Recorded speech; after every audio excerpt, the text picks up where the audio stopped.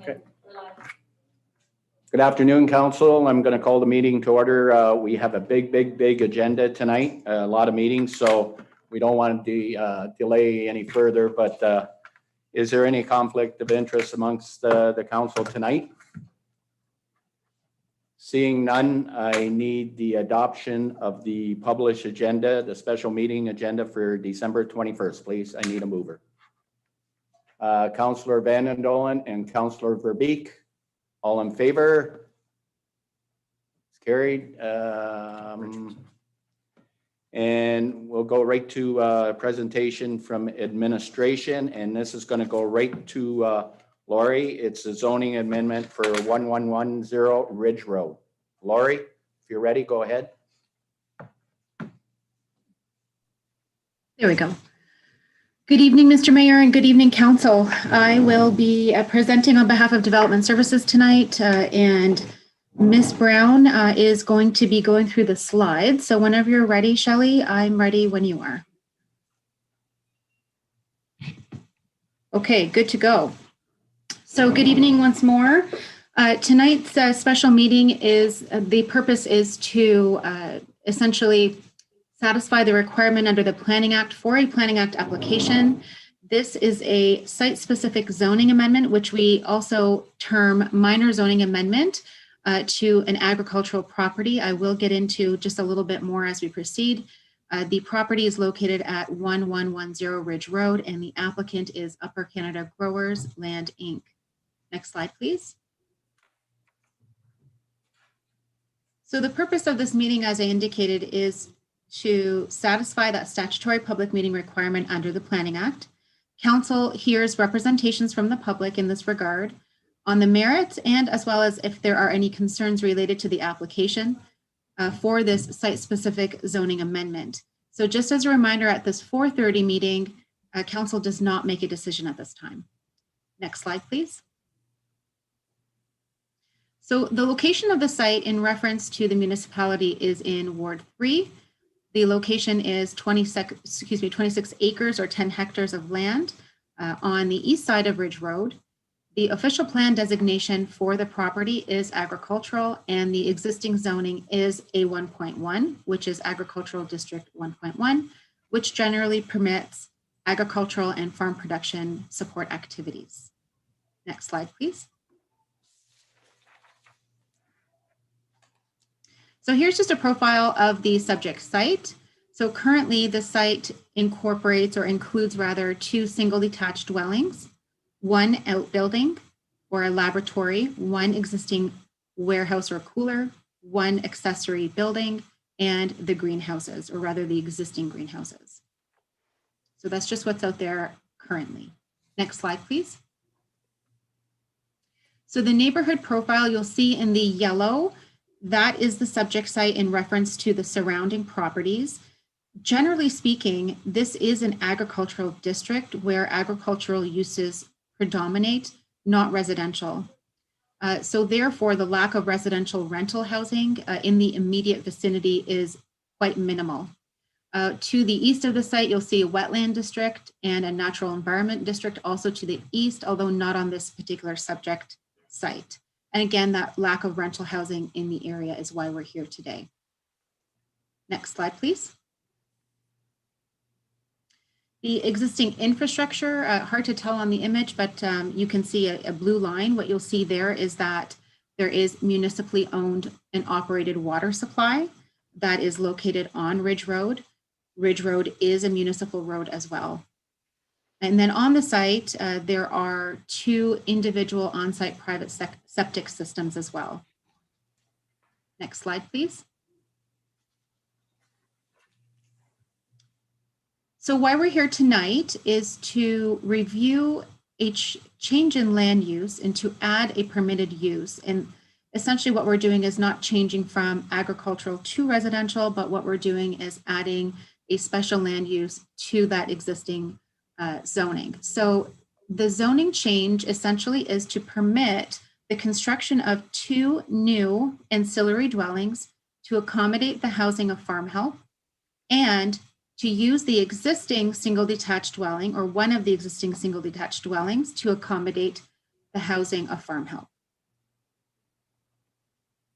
So let's go to the next slide. Just to define, the ancillary dwelling is a use which complements or otherwise provides a service to the main uses of the zoning district in which it is located. So the difference between this and a dwelling is that the dwelling, in combination with the ancillary use, is that it's housing human habitation. So the purpose is for human habitation, and the ancillary use is that it is essentially a service or a use that provides a service to the main use, being a greenhouse or being agricultural. So hand in hand, the ancillary dwelling is what we're looking at tonight. Next slide, please. So these are the current regulations in our zoning bylaw, our official plan, as well as the provincial policy statement pertaining to agricultural uses, as well as those ancillary uses. So to take you to our current Town of Essex zoning bylaw, you'll see that only one single detached dwelling is currently permitted per lot, which is why we're here tonight.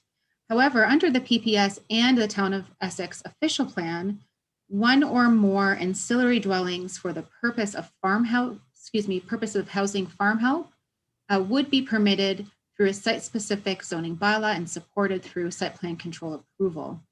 So what's important here to note is that the zoning bylaw allows for, actually, no, we're not going to go there. We're going to go to the farm operation. The farm operation is such of a size and nature that assistance is required, and residential accommodation needs to be located on or close by the farm. So that's one of the policies in our official plan.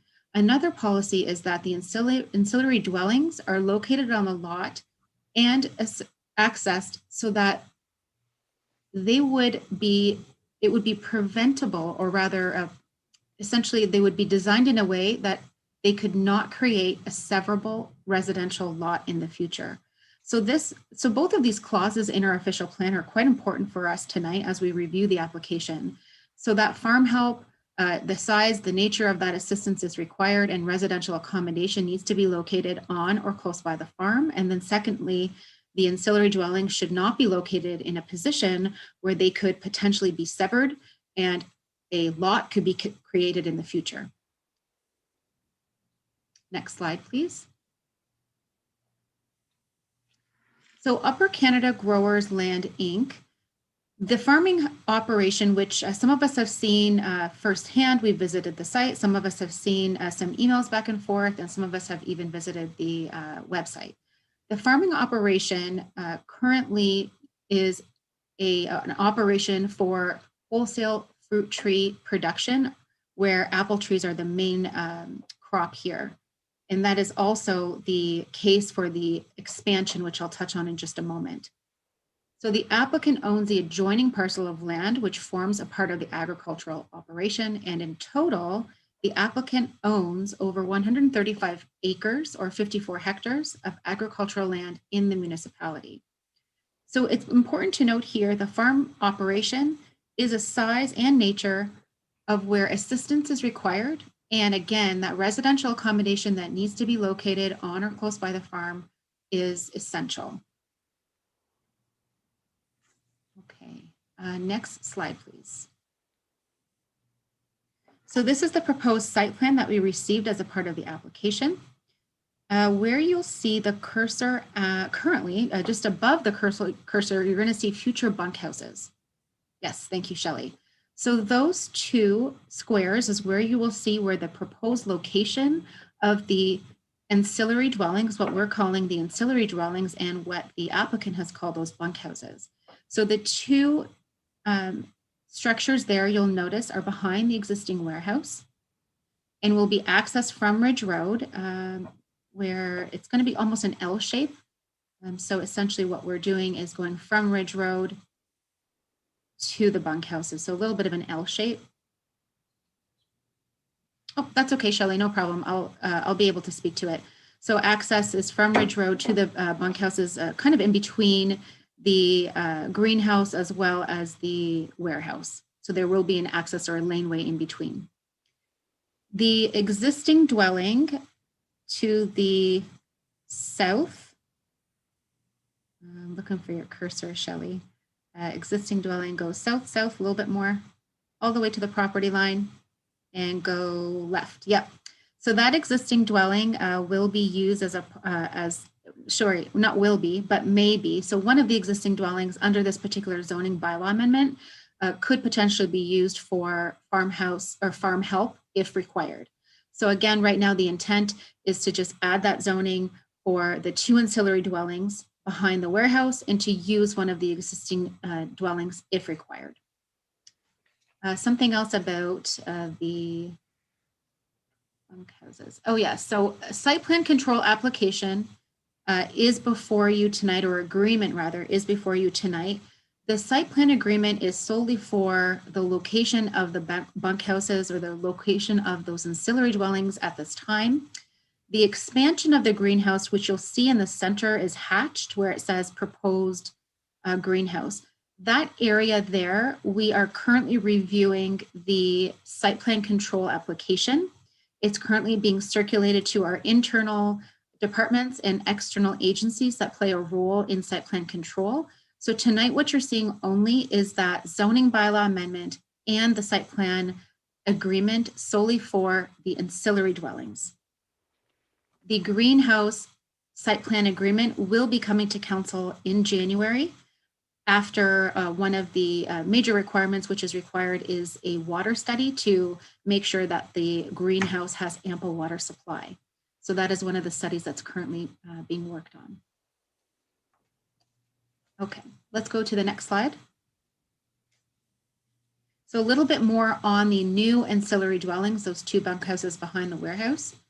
So each dwelling unit is proposed to be plus or minus 2,240 square feet or 208 square meters in total area per structure. And each is proposed to be no more than 13 feet high or 1 story. Each structure is also proposed to accommodate up to 16 seasonal farm laborers each. And again, as we showed each other in the slide before, located behind that warehouse or cooler.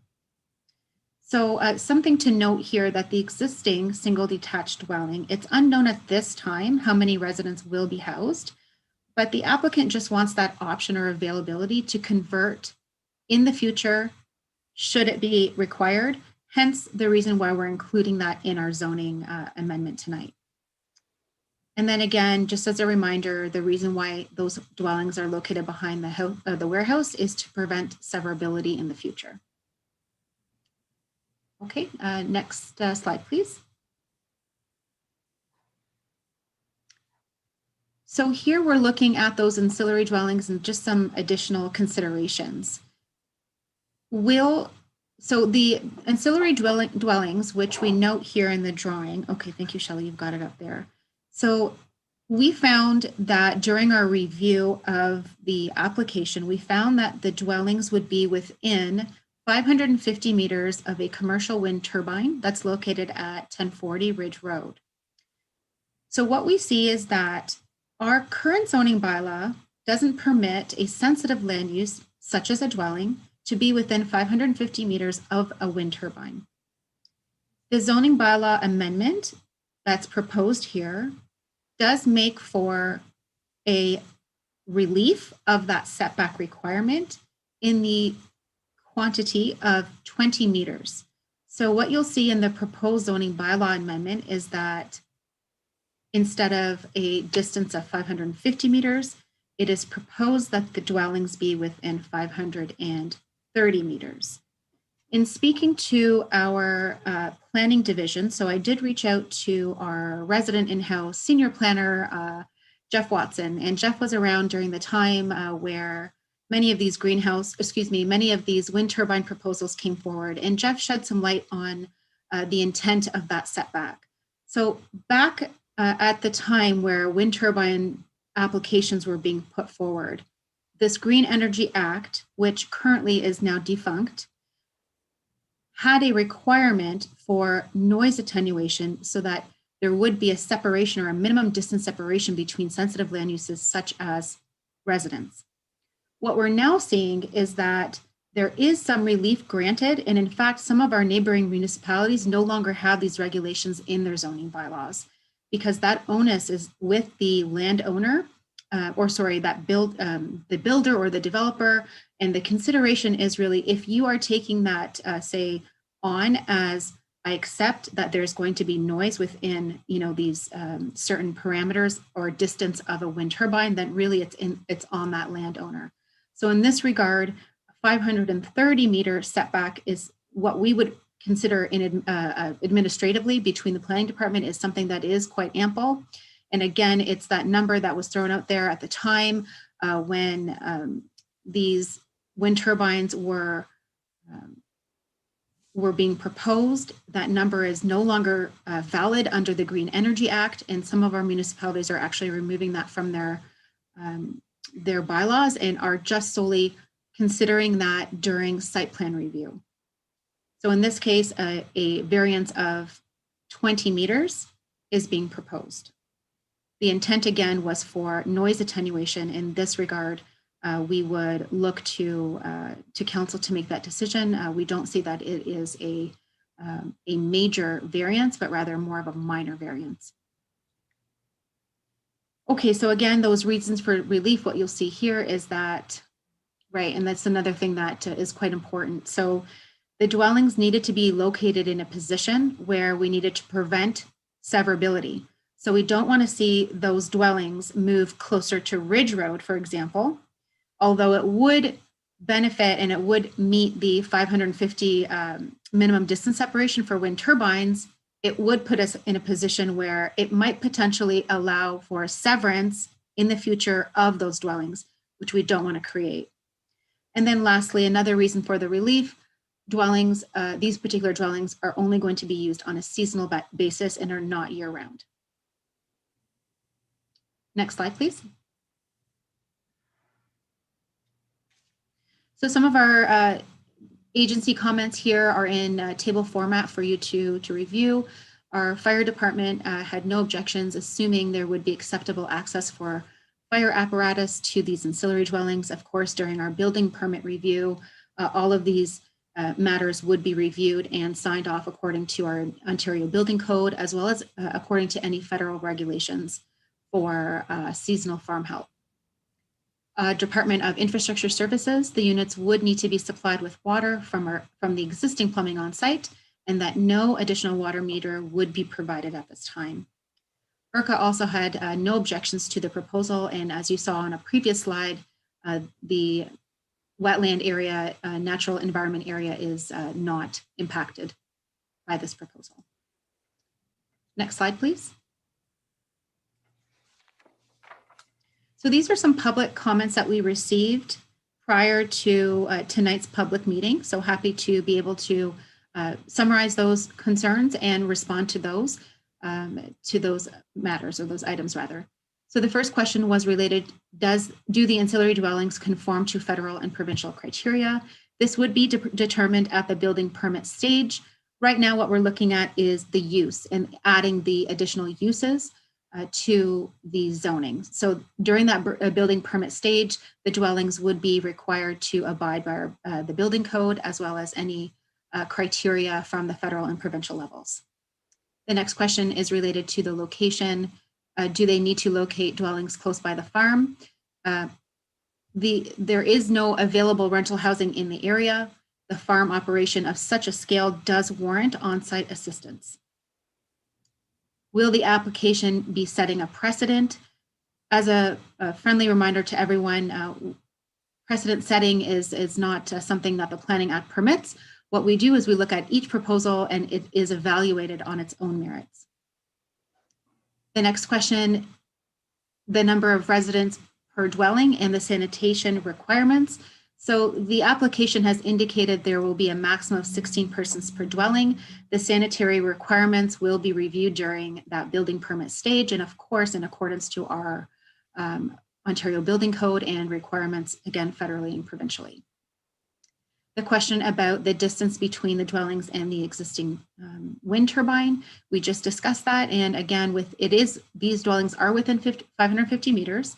However, the zoning amendment does propose a reduction of 20 meters. The next question is the impact of noise from the existing compressors serving the cooler in the warehouse. So what we know here is that farm operations are not liable for any nuisance to any persons for a nuisance from normal farm practices.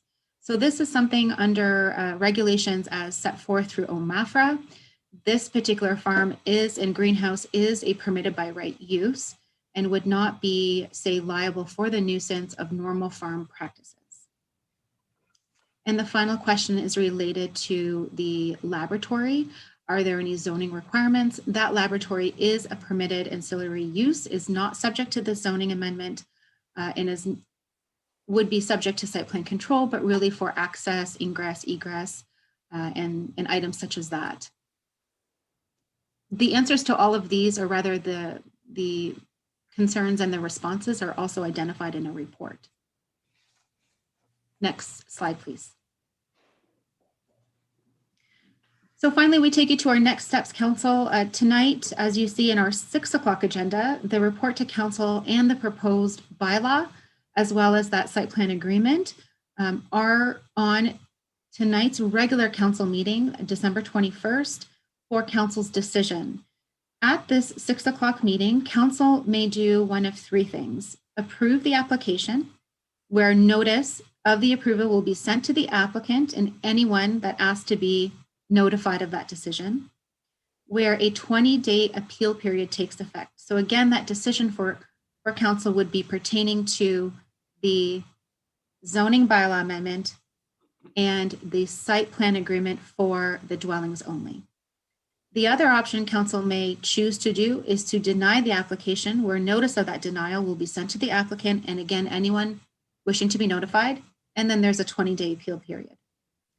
And then lastly, Council has the option to defer the decision to a later date if further information is required. Next slide, please. So in summary, the proposed bylaw passage is that the lands municipally known as 1110 Ridge Road, the use of existing dwelling and 2 ancillary dwellings to accommodate the housing of farming help shall be permitted in accordance with the site plan that we saw at one of the slides above, dated November 13th, and that the adopted by bylaw 1979, subject to the following provisions: that the height of the ancillary dwellings not exceed 1 story, and that the ancillary dwellings be permitted within 530 meters of a commercial wind turbine. Next slide, please. So that completes our presentation to you and to members of the public. Thank you, Mr. Mayor, and I'm happy to take on any questions, comments, or otherwise. Thank you, Lori, for the presentation. I'm going to go right to Council. Any questions for Lori on this issue? Seeing none. Deputy Mayor Malaj, go ahead. Yes, I do have a couple questions. The bunkhouses, the number of workers that they have housing for are strictly for this greenhouse operation, not another greenhouse operation, and they're being bused to a different location for sure. I see you're shaking your head. Yes. Sorry, I couldn't find my cursor. Thank you. Through you, Mr. Mayor, to Deputy Mayor Malash. Thank you. Yes, those 16 per dwelling are solely for the operation. And as I had shared earlier, the expansion of the greenhouse so it's an expansion of 37,000 square feet. And that certainly warrants additional help on site. So yes, they're solely for this particular greenhouse, and those dwellings need to be built in advance of the greenhouse expansion. Thank you. And you answered my question on the distance to the wind turbine. I knew the 550 was a provincially set standard because I was part of the original group that sat when the province came out with those standards. But you answered my question. The Green Act has been defunct now, and we don't have to live with that 550 meters any longer. Okay. That was a concern of mine as well. And one other question, the roadway that would lead from the bunkhouses to Ridge Road. Can you show me on a map, perhaps, Ms. Chadwick, where that would be? Yes, okay. Thank you. Through you, Mr. Mayor, to Deputy Mayor Malash. I am going to see if I can share this. 1 second, let me get myself situated. Okay, to you, to our deputy clerk and clerk, may I share my screen? Okay. Okay, let's see if I can do that. Can you see? Yes. Can you see, Deputy Mayor? Yes. So that blue line. Yeah, you got it. Okay, so it'll go around coolers though, correct? Yes. What's the lean-to? That's not the cooler? The lean-to is a, oh, what was a lean-to? Kevin Carter, our chief building official, explained this to me. Oh, does anyone on council know what a lean-to is? I feel like, if you know what, if I can find that question out as we proceed, I'll send Kevin a little message. Okay. And where's the coolers? Where's the coolers at right now? Where's the warehouse? Currently, this is the warehouse. Okay. And the coolers. Okay, I thought the coolers were a separate attachment to the existing warehouse, but maybe it's not. Okay. That's Okay. good. Thank you. Okay. Thanks, Mr. Mayor.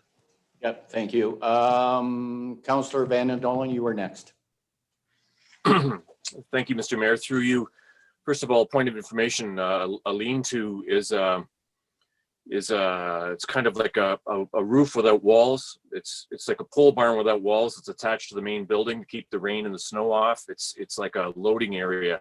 There are truck loading docks on the west side, but the lean-to covers over a concrete pad and a loading area for small vehicles. I have a few questions. First of all, what size septic field will you need for 32 people? Thank you, Mr. Mayor, and through you to Councillor Van der Dolen.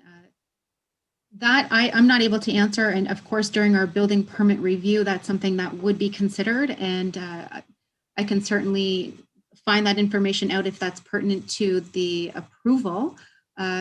It's not something that I have in front of me, and nor has it been something that's been circulated at this time as a part of the land use.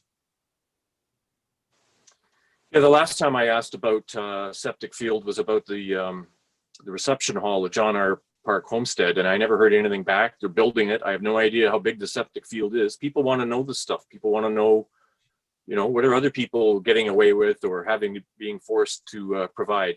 And 32 people, you'd think that it would require quite an enormous septic field. So I'm curious.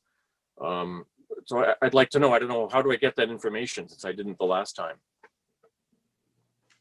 The last time, I'll have to check. I thought I did send that out to you, Councillor Van der Dolen, and others. I will check on that last time. In this particular file, I'm going to scroll through some of my notes here to see if it's available, and as well, see if I can reach out to our CBO. And my main questions are, okay, so up to 32 seasonal itinerant workers will be employed. How many residents of Ontario will be employed, and how much is this development worth? And do we have any idea about how much extra tax revenue this development will provide to the town on an annual basis?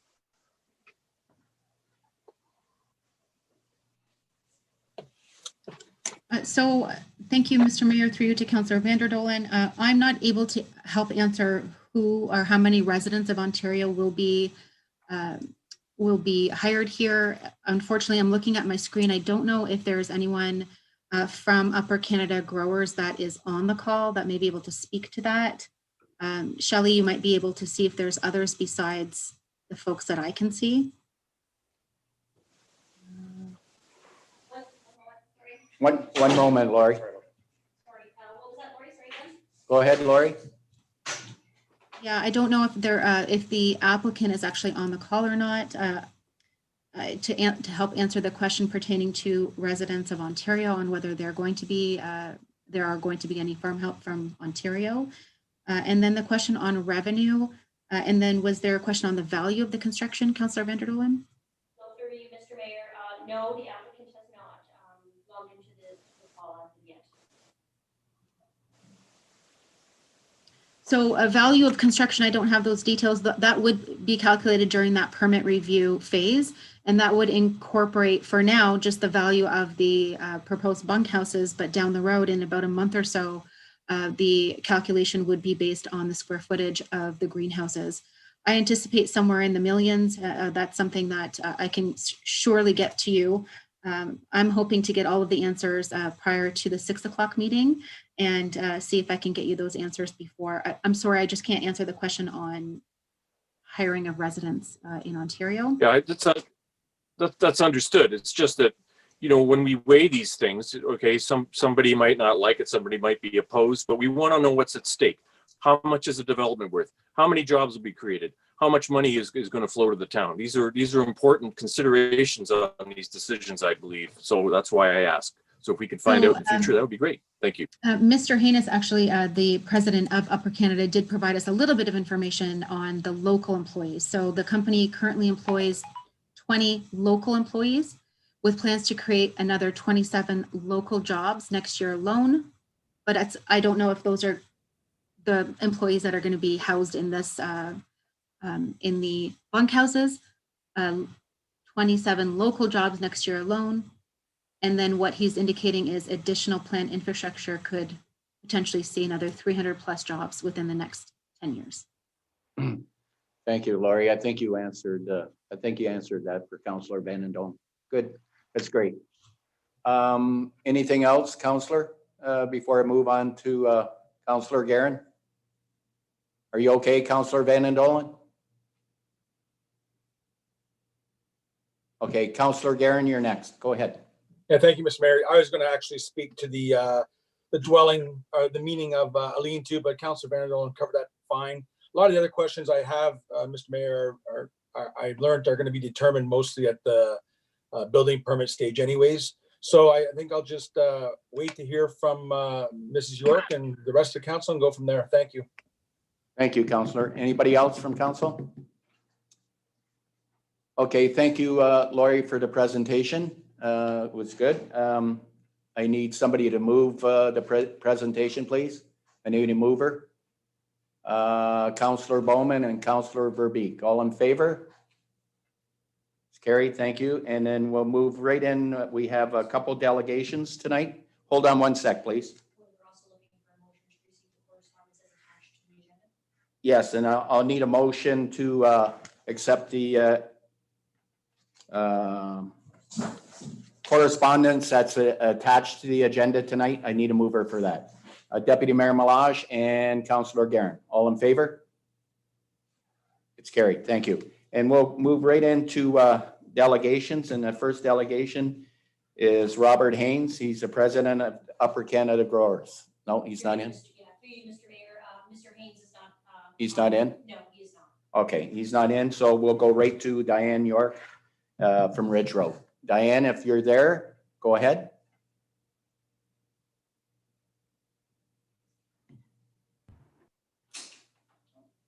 Diane, can you hear us?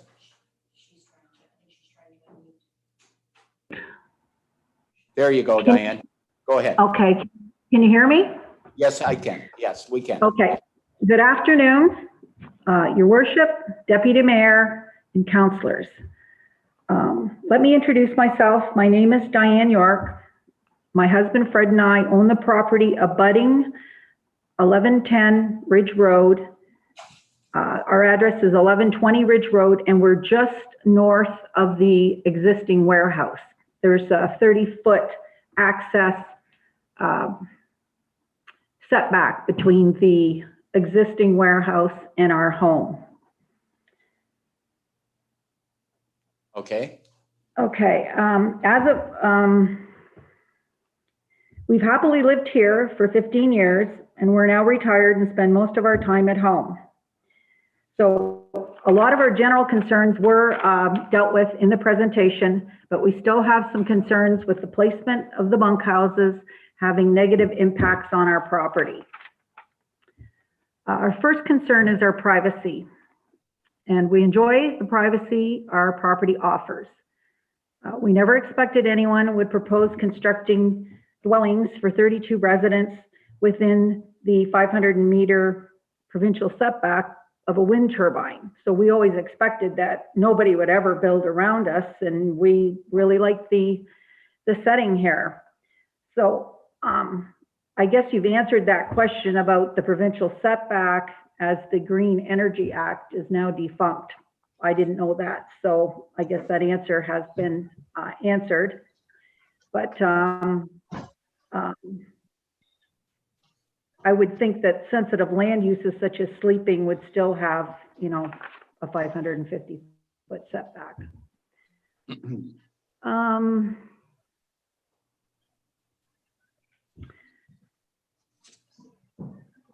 So on the north of the existing warehouse,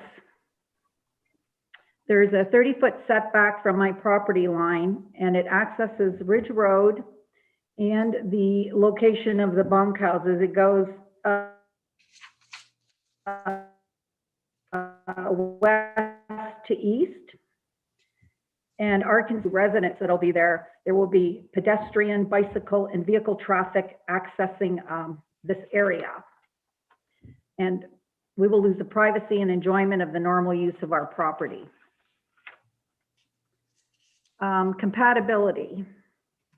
Our property has a large family home, and families are spending more time at home. They're working, homeschooling, exercising, and entertaining. Our home provides ample space for all of these activities for a family.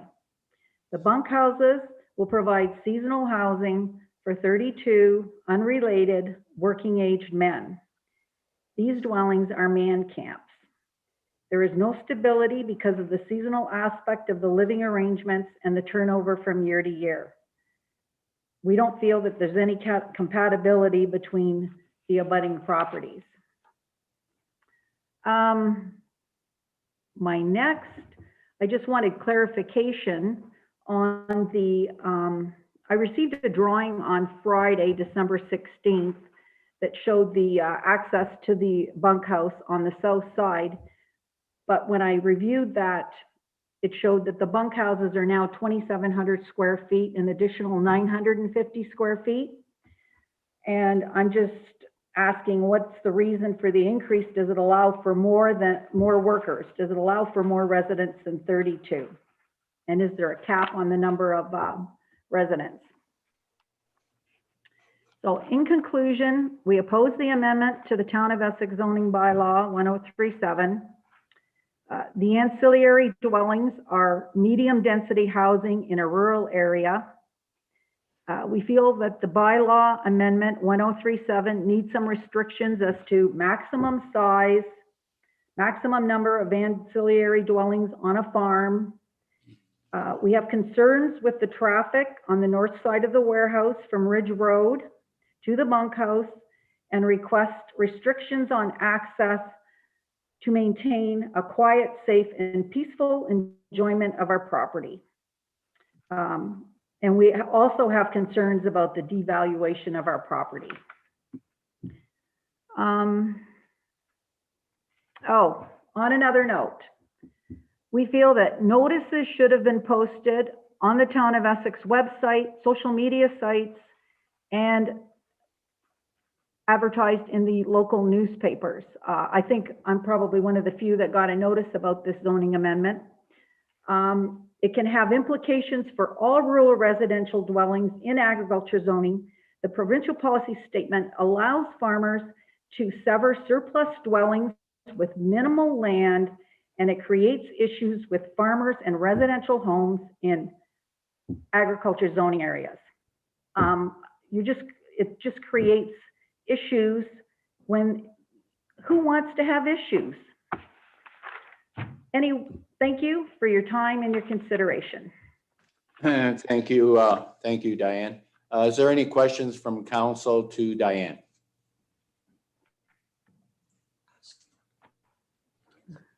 Councillor Bjorkman, did you have a question? Go ahead. Okay. Go ahead, Councillor. Thank you, Mr. Mayor. Through you, can you understand me okay with my mask on here? Yes, we can. Okay, Diane, thank you very much for coming forward, and thank you for giving me a call and understanding your concerns. One of my concerns was placement of the bunkhouses in relation to the turbine, and Director Chadwick did get us that answer, that is no longer a provincial statement.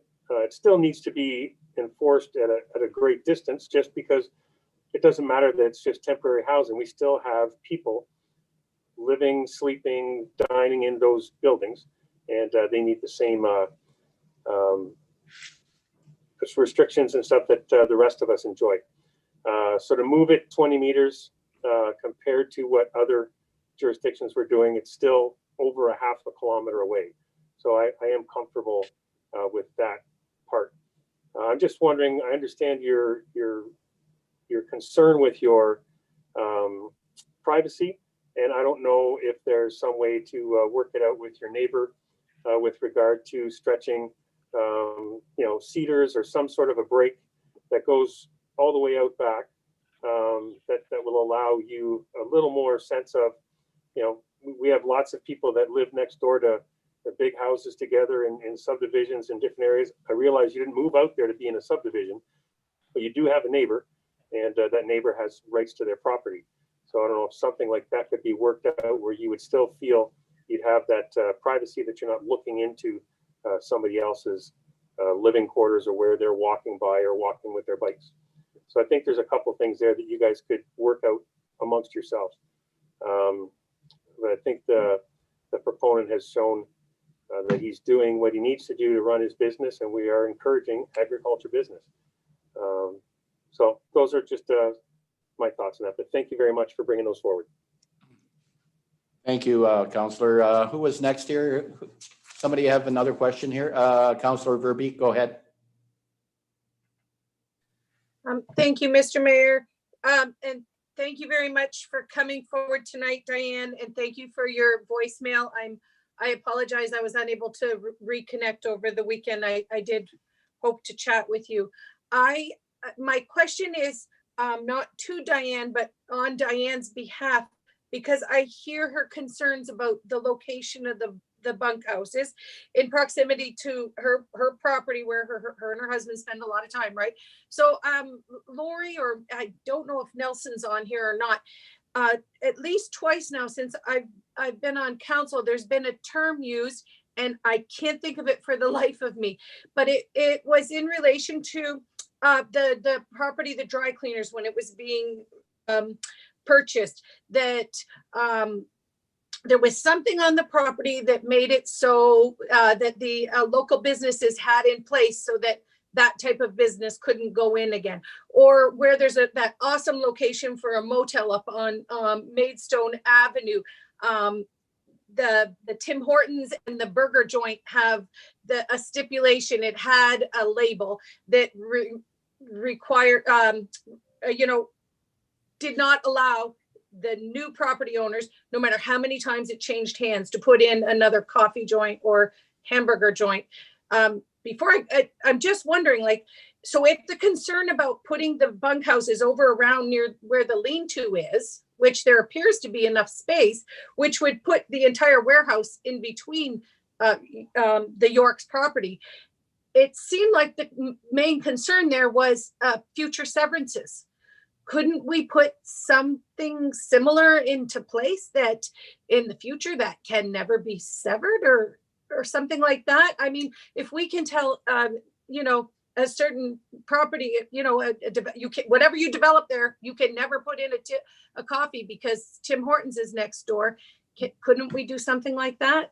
I know my rookie's showing through here. It's just a question. I wonder why we couldn't just do that. There's other places on the property that seem like they would fit for those bunkies, those bunkhouses. Counselor Verbeek, maybe I can answer that a little bit too. There's a big difference between commercial and farm use. Those are two different animals here. We're dealing with farm use here and a farm operation. It's altogether different than, I understand where you're coming from, but it's a lot different than a Tim Hortons or what you were talking about. Farm use is farm use, and this is part of farm operation. But I'll have Lori speak on it, and maybe you can say a little bit more on what I'm saying, but it is farm use. Mr. Mayor, it's Rob Haynes. Can I speak? Yeah, I'm going to let you speak, Rob. Just yes. Okay. Yeah, I am going to let you speak. I am, but let's just Okay. do Lori first, and then we'll go from there. Go ahead, Lori. Thank you, Mr. Mayor, and through you to Councillor Verbeek. I believe what Councillor Verbeek has been asking about is something called a restrictive covenant. Okay, so a restrictive covenant is something that's on title, and it's a real estate, essentially a part of a real estate transaction. Unfortunately, that's not something that the town could enter into. It is a property owner that would say have a restrictive covenant when selling another piece of land that says, which is registered on title, that indicates a particular hamburger joint may not be permitted on these lands forevermore. Even a restrictive covenant, however, and maybe Rob can chime in, is not binding forever. Essentially, they can be fought through the court system. So it's not something that I would recommend as Director of Development Services to enter into. Now, the severability, the Planning Division did look at this from the lens of, like I said, a few angles: economic viability, of course, the planning regulations, but also we looked at the severability for agricultural land, knowing that our province really does protect agricultural land, as well as the location of the future greenhouse. So the location of the future greenhouse really limited the applicant from putting those bunkhouses anywhere else. And again, the location of the turbines, and again, the location onto Ridge Road. I do want to take council just quickly, I know we're running out of time, but to council quickly to, if you recall the blue line that I showed council, where the access to the bunkhouses would be from Ridge Road through under the lean-to, which I now understand is a fancy way of saying covered porch or a giant covered porch, parallel to the existing warehouse, and then to the bunkhouses.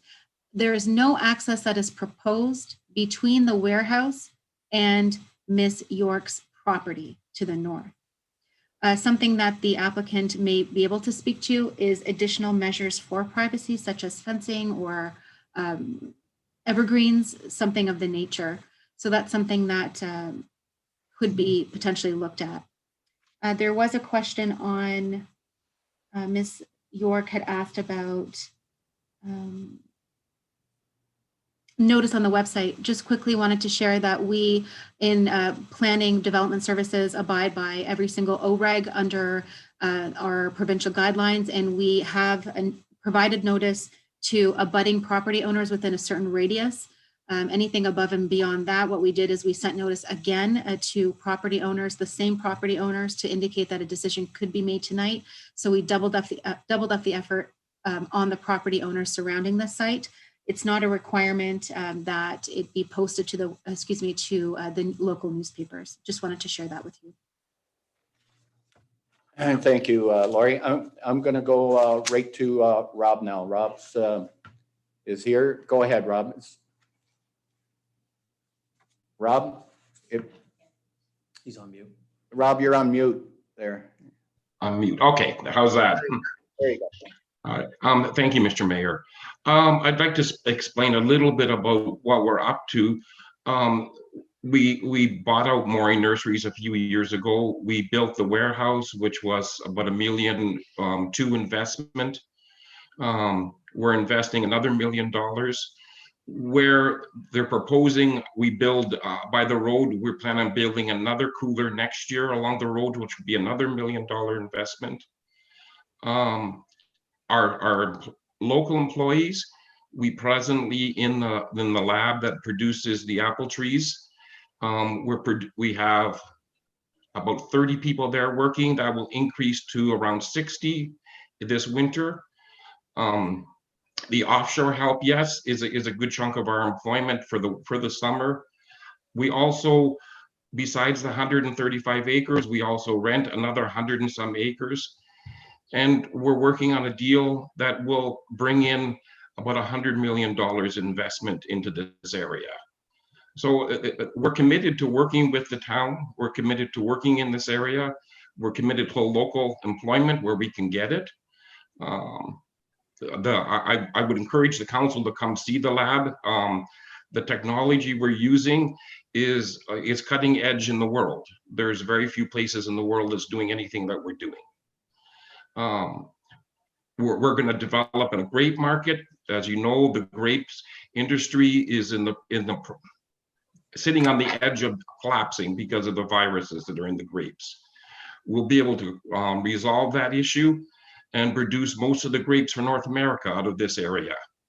We work with the University of Guelph, we work with Varick, we work with Cornell University. We have backing from a lot of different areas with new technology. I feel for Mrs. York, I understand her situation. There will be no traffic going back and forth between the warehouse and her house. I can guarantee that. If it would help, we would be more than happy to put up a row of trees or a fence along the property line to accommodate any needs that she has in that area there. The houses are past. They can't look into her property. They're looking into the neighbor's farm. So there's nothing that will be looking into her property at all. Okay. Thank you. Thank you very much, Rob. Councillor Guerin, go ahead. You have a question? Go ahead.